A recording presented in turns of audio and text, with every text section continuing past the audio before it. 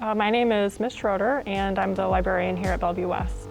COVID has affected the library this year because normally there would be students in here right now.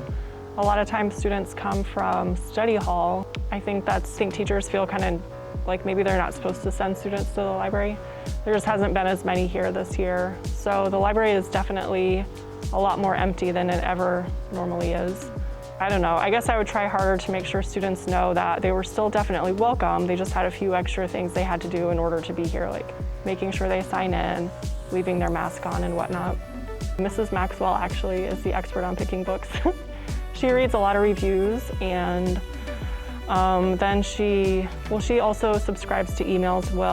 People will send emails and say, hey, these are the best books of February or whatever. So she'll look at those emails, and then she reads reviews to make sure they're appropriate for our library, and she adds them to a list.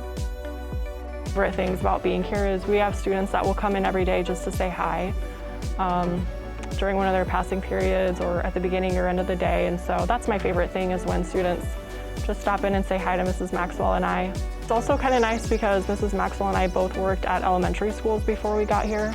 She worked at a few different ones, so both of us know quite a few students from when they were a lot younger, so they'll come in and see a familiar face, which is kind of nice.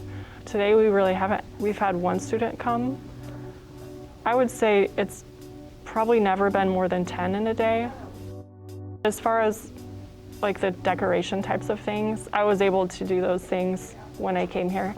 My goal was to make the library seem a little bit more of a homey and cozy space for students to come. I totally butchered that, I'm sorry. Somebody did ask me what's under the library one time. I don't even remember what I answered with, but I don't know. Once upon a time I tried to think of a clever response, but I don't know. It is a big mystery, I would say that.